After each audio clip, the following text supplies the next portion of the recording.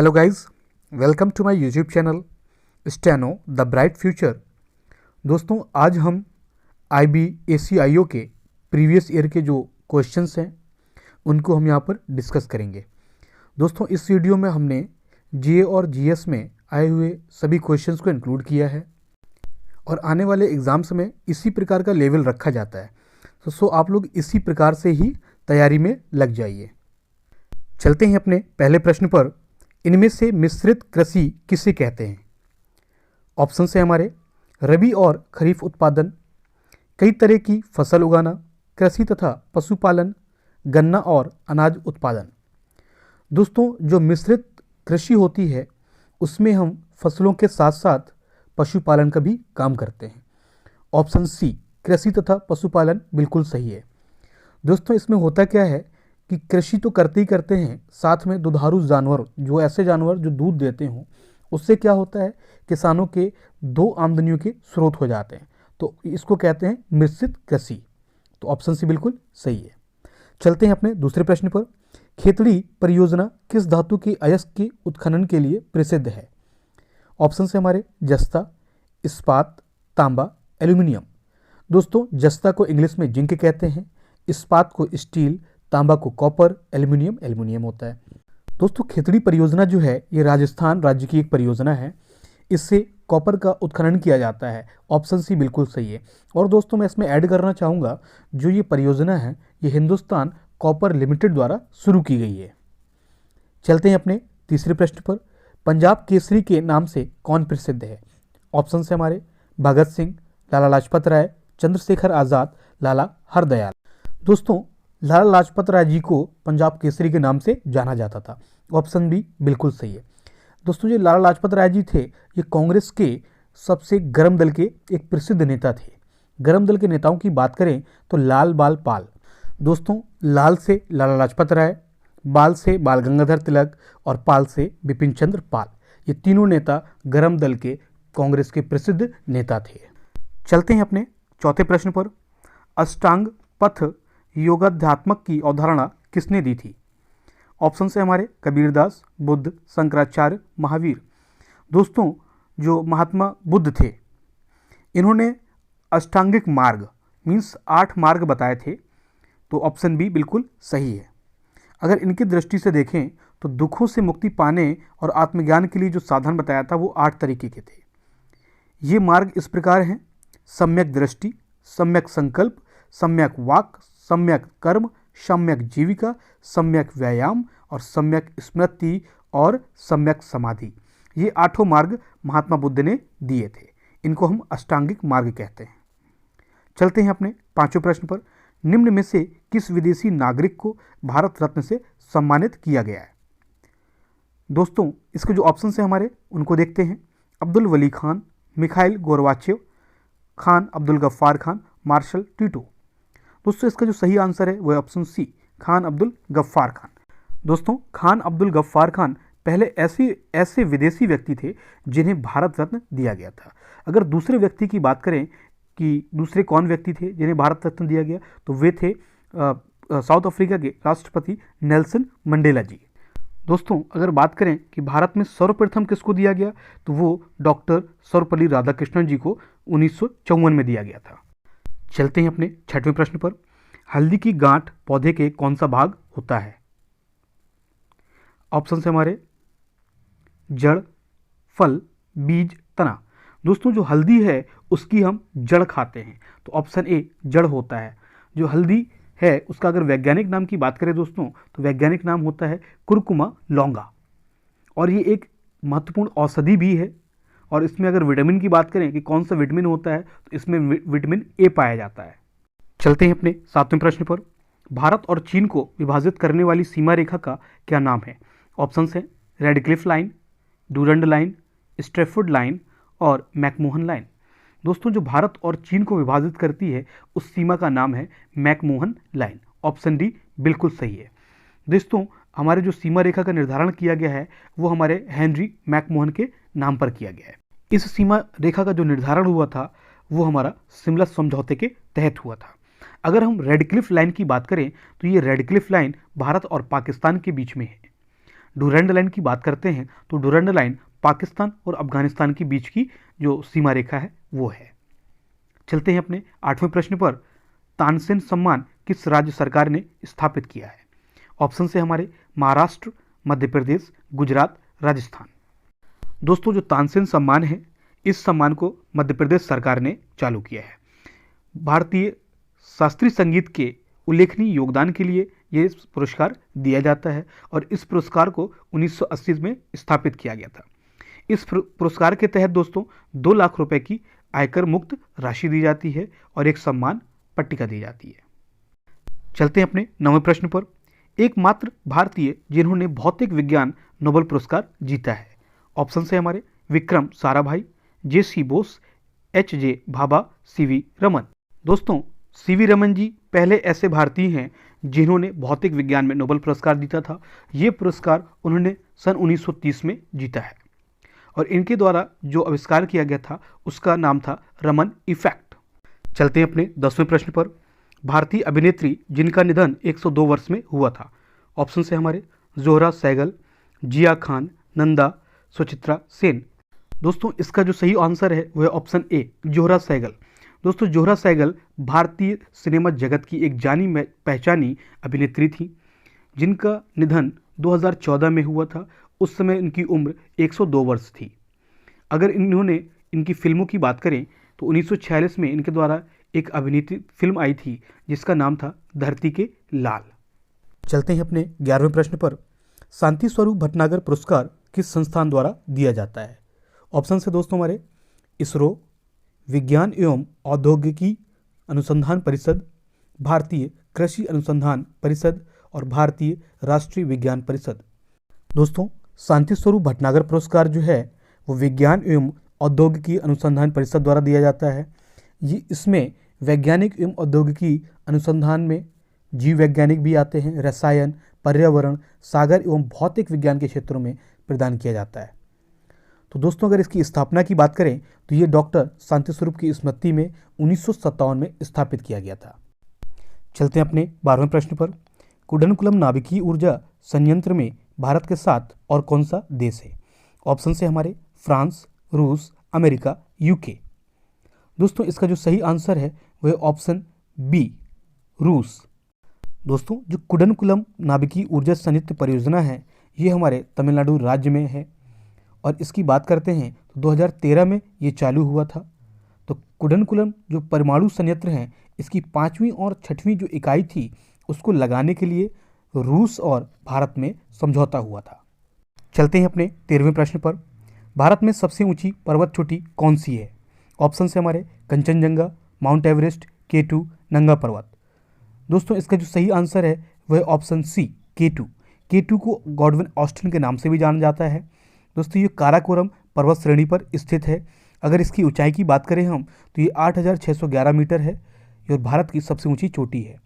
कंचनजंगा की बात करते हैं, कंचनजंगा सिक्किम राज्य में स्थित है। माउंट एवरेस्ट विश्व का सबसे ऊंचा है और नंगा पर्वत की बात करें तो नंगा पर्वत भी हमारा जो है जम्मू कश्मीर राज्य में स्थित है और नंगा पर्वत की अगर हाइट की बात करते हैं तो ये 8,125 मीटर ऊंचा है। कंचनजंगा की अगर हाइट की बात करें दोस्तों तो कंचनजंगा 8,598 मीटर ऊंचा है। दोस्तों अगर आप लोग पर्वतों से संबंधित वीडियो देखना चाहते हैं तो प्ले लिस्ट में जाकर आप ज्योग्राफी में इसका वीडियो को फाइंड कर सकते हैं। पर्वतों से संबंधित वीडियो प्ले लिस्ट में आपको मिल जाएगा। चलते हैं अपने 14वें प्रश्न पर। भारत में शांतिकालीन वीरता पुरस्कार कौन सा है? ऑप्शन से हमारे अशोक चक्र, कीर्ति चक्र, परमवीर चक्र, शौर्य चक्र। दोस्तों जो ऑप्शन ए है अशोक चक्र ये हमारा शांतिकालीन वीरता पुरस्कार है, अशोक चक्र। दोस्तों यह पुरस्कार सैनिकों और असैनिकों को असाधारण वीरता तथा बलिदान के लिए दिया जाता है। चलते हैं अपने 15वें प्रश्न पर।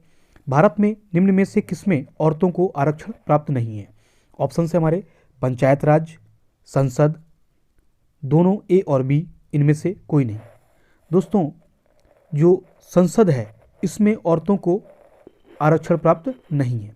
पंचायत राज सिस्टम की बात करते हैं तो पंचायती राज सिस्टम ये हमारे आर्टिकल 40 में दिया गया है और अगर संविधान संशोधन की बात करें तो 73वें संविधान संशोधन 1992 के द्वारा इसको जोड़ा गया था। तो आर्टिकल 40 ये कहता है कि पंचायती राज का गठन, और आर्टिकल 243 में इसमें विस्तार से इसके सब्जेक्ट्स दिए हुए हैं। तो ऑप्शन बी बिल्कुल सही है, पंचायत संसद में औरतों को आरक्षण प्राप्त नहीं है।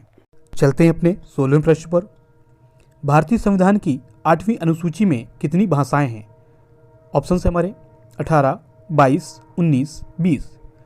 दोस्तों, भारतीय संविधान की 8वीं अनुसूची में 22 भाषाओं का उल्लेख किया गया है। अगर हम बात करें कि अभी जो हमारा 92 संविधान संशोधन हुआ था 2003 में, उसमें 4 भाषाओं को जोड़ा गया था। वे थी आपकी बोडो, डोंगरी, मैथिली, संथाली, और ये सभी 8वीं अनुसूची में उपलब्ध हैं। चलते हैं अपने 17वें प्रश्न पर। निम्न में से कौन मूल अधिकार नहीं है? ऑप्शन है हमारे संपत्ति का अधिकार, शांतिपूर्वक एकत्र होने के अधिकार, पूरे देश में घूमने का अधिकार, संवैधानिक उपचारों का अधिकार। दोस्तों, संपत्ति का अधिकार अब मूल अधिकार नहीं रहा, तो ऑप्शन ए बिल्कुल सही है। दोस्तों, संपत्ति के अधिकार को 44वें संविधान संशोधन 1978 के द्वारा इसको हटाकर, मूल अधिकारों से हटाकर इसको हमने अनुच्छेदों में जोड़ दिया है, जो कि अनुच्छेद 300 का के तहत कानूनी अधिकार बना दिया है इसको। अगर किस भाग में है इस पे बात करें तो भाग 12वें भाग में दिया गया है। तो हमारे मूल अधिकारों की बात करें तो मूल अधिकार हमारे पास सिर्फ 6 बचे हैं। अगर वर्तमान जब हमारा कॉन्स्टिट्यूशन बना था उस समय की बात करते तो उस समय हमारे पास 7 मौलिक अधिकार थे। अगर मौलिक अधिकारों की अवधारणा की बात करें ये किस देश से लिया गया है तो ये है हमारा अमेरिका, संयुक्त राज्य अमेरिका से मौलिक अधिकारों की अवधारणा ली गई है। चलते हैं अपने 18वें प्रश्न पर। रासायनिक प्रक्रिया जिसमें ऊष्मा पैदा होती है उसको क्या कहते हैं? ऑप्शन है exothermic reaction, isothermic reaction, hypothermic reaction, endothermic reaction. दोस्तों, इसका जो सही आंसर है वो है ऑप्शन ए, एक्सोथर्मिक रिएक्शन। दोस्तों, एक्सोथर्मिक रिएक्शन वो रिएक्शंस होती हैं जिसमें जो ऊर्जा है वो निकलती है, मीन्स वो पैदा होगी। और अगर एंडोथर्मिक की बात करें तो एंडोथर्मिक में किसी रिएक्शन को करने के लिए हमें एनर्जी या फिर ऊर्जा की ज़रूरत पड़ती है। तो डिकम्पोजिशन रिएक्शन के 2 पार्ट होते हैं, एंडोथर्मिक और एक्सोथर्मिक। एक्सोथर्मिक में जो गैस है या फिर एनर्जी है वो हमारी निकलेगी, और एंडोथर्मिक में हमको ज़रूरत पड़ेगी। तो ऑप्शन ए बिल्कुल सही है। चलते हैं अपने 19वें प्रश्न पर। इनमें से कौन सा अम्ल मनुष्य के उदर में पाचन में मदद करता है? अगर इंग्लिश में बात करें, the acid produced by the human stomach to aid digestion is. Option है हमारे nitric acid, hydrochloric acid, sulphuric acid, none of these, इनमें से कोई नहीं। दोस्तों, जो हमारे पेट में हाइड्रोक्लोरिक एसिड पाया जाता है वो हमारे पाचन मीन्स डाइजेशन में हेल्प करता है। ऑप्शन बी बिल्कुल सही है। चलते हैं अपने 20वें प्रश्न पर। टमाटर में कौन सा अम्ल पाया जाता है? Means which acid is present in tomato? Option है हमारे tartaric acid, oxalic acid, acetic acid, citric acid. दोस्तों, जो टमाटर में है उसमें हमारा साइट्रिक एसिड पाया जाता है। चलते हैं अपने 21वें प्रश्न पर। TFT का पूर्ण रूप क्या है? TFT stands for. ऑप्शन है हमारे thin film transistor, thin film tablet, thin film triode, none of the above. दोस्तों, जो TFT है ये कंप्यूटर का एक वर्ड है, इसका मतलब होता है थिन फिल्म ट्रांजिस्टर। दोस्तों, ये TFT जो है इमेज क्वालिटी की काम में आती है। तो इमेज क्वालिटी बढ़ाने के लिए जो मॉनिटर के वो TFT होती है। तो ये LCD से रिलेट करती है कहीं ना कहीं। LCD का जो फुल फॉर्म होता है वो होता है लिक्विड क्रिस्टल डिस्प्ले। चलते हैं अपने 22वें प्रश्न पर। निम्न में से कौन सा कार्बन का अपरूप विद्युत चालक है? वेरी वेरी इंपॉर्टेंट क्वेश्चन है दोस्तों। ऑप्शन से हमारे हीरा, ग्रेफाइट, भूरा कोयला, कोयला। दोस्तों, ऑप्शन बी ग्रेफाइट। जो ग्रेफाइट होता है, graphite is a good conductor of electricity. Instead it is a carbon but it conducts electricity because of movement of free electrons. दोस्तों, जो ग्रेफाइट होता है इसका एक ऐसा स्ट्रक्चर होता है, ये लुब्रिकेंट के रूप में भी ये काम आता है। सो ऑप्शन भी बिल्कुल सही है। चलते हैं अपने 23वें प्रश्न पर। निम्न में से कौन उन्नत व प्रमाणिक उत्पाद के प्रमाणन से संबंधित नहीं है? ऑप्शन से हमारे एगमार्क, ISI, हॉलमार्क, BSI। इसका जो सही आंसर है दोस्तों वह है ऑप्शन डी, BIS। जो BIS है ये एक ब्रिटिश स्टैंडर्ड इंस्टीट्यूशन है जो कि एक प्रमाणन से संबंधित नहीं है। अगर एगमार्क की बात करें दोस्तों, तो एगमार्क भारत में कृषि एवं खाद्य पदार्थों पर जो है प्रमाणन देता है, ये प्रमाण देता है। और ISI की बात करते हैं तो ये भारत का प्रमाणीकरण चिन्ह है। प्रमाणीकरण जो चिन्ह होता है वो ISI, भारत का ISI मार्क। हॉलमार्क की बात करते हैं तो ये सोना, चांदी, प्लेटिनम आदि के लिए जो है प्रमाण करता है। चलते हैं अपने 24वें प्रश्न पर।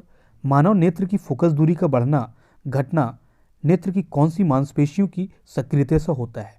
वेरी वेरी इंपॉर्टेंट क्वेश्चन है दोस्तों। ऑप्शन है हमारे pupil, retina, ciliary muscle, iris. दोस्तों इसका जो सही आंसर है वह है ऑप्शन डी, आइरिस। दोस्तों जो आइरिस होता है उसके वजह से हमारा जो है फोकस दूरी का शिफ्ट होता है, फोकस दूरी घटती या बढ़ती है। रेटिना की बात करें दोस्तों, तो जो रेटिना होता है उस पर हमारी इमेज बनती है। चलते हैं अपने 25वें प्रश्न पर। मानव जीवन की भविष्य और नियति की भविष्यवाणी करने की विद्या को क्या कहते हैं? ऑप्शन है खगोल शास्त्र, त्रिविम शास्त्र, ज्योतिष शास्त्र, वैमानिकी। दोस्तों जो भविष्यवाणी है, जो जीवन के बारे में हम लोग बताते हैं, उसको ज्योतिष शास्त्र कहते हैं। तो ऑप्शन सी बिल्कुल सही है। चलते हैं अपने 26वें प्रश्न पर। टैकोमीटर किसका मापक है? ऑप्शन है समुद्र की गहराई, वायुयानों तथा मोटर नाव की गति मापने वाला यंत्र, सापेक्ष घनत्व, इनमें से कोई नहीं। दोस्तों जो टैकोमीटर है वो वायुयान तथा मोटर नाव की गति को मापने वाला यंत्र है। तो ऑप्शन बी बिल्कुल सही है। अगर बात करें कि समुद्र की गहराई किस यंत्र से नापी जाती है तो वो होता है फेदोमीटर। अगर सापेक्ष घनत्व की बात करते हैं तो सापेक्ष जो घनत्व होता है वो हम हाइग्रोमीटर से नापते हैं। चलते हैं अपने 27वें प्रश्न पर। प्रथम महिला अंतरिक्ष यात्री कौन थी? वेरी वेरी इंपॉर्टेंट क्वेश्चन है दोस्तों। ऑप्शन है हमारे Valentina व्लादिमिरोवना तेरेश्कोवा, option B Kalpana Chawla, शैली राइड, क्लॉडी हैगनियर। दोस्तों इसका जो सही आंसर है वो है ऑप्शन ए, वैलेंटिना व्लादिमिरोवना तेरेश्कोवा। चलते हैं अपने 28वें प्रश्न पर। MS सुब्बालक्ष्मी का संबंध किस कला से है? ऑप्शन है हमारे कंठ संगीत, कथक नृत्य, भरतनाट्यम नृत्य, वीणा वादन।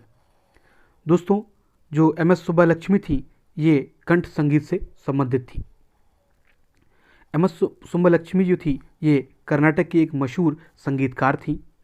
दोस्तों ये भारत रत्न से सम्मानित होने वाली पहली संगीतज्ञ भी हैं। चलते हैं अपने 29वें प्रश्न पर। पुलित्जर पुरस्कार किस क्षेत्र में उत्कृष्ट योगदान के लिए दिया जाता है? ऑप्शन से हमारे पर्यावरण अध्ययन, अंतर्राष्ट्रीय संबंध सुधार प्रयास, विज्ञान एवं औद्योगिक, साहित्य एवं पत्रकारिता।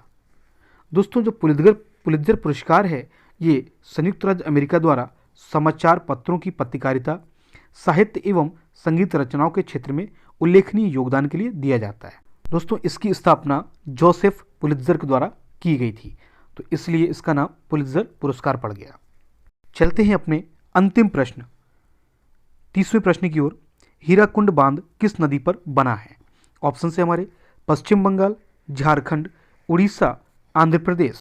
इसका जो सही आंसर है दोस्तों वो है ऑप्शन सी, उड़ीसा। दोस्तों जो हीराकुंड बांध है ये हमारी महानदी पर बना हुआ है और उड़ीसा राज्य में बना है। जो हीराकुंड बांध है दोस्तों ये विश्व का सबसे लंबा बांध है जो कि 4801 मीटर लंबा है। तो हीराकुंड बांध दोस्तों ये एक बहुउद्देशीय परियोजना के अंतर्गत बना था। दोस्तों ये थे हमारे 30 मोस्ट इंपॉर्टेंट क्वेश्चंस जो कि 2014 के IB के एग्जाम्स में आए हुए थे। आशा करता हूँ आप सबने इसको बहुत अच्छे से किया होगा। यदि दोस्तों आप लोगों को वीडियो अच्छा लगा है तो कमेंट बॉक्स में ज़रूर बताएं, लाइक करें और अपने दोस्तों के साथ इसको शेयर करें। चैनल को सब्सक्राइब नहीं किया है तो तुरंत सब्सक्राइब कर लें और बेल आइकन भी दबा दें ताकि आने वाली अपडेट्स आपको मिलती रहें। Thank you. जय हिंद, जय भारत।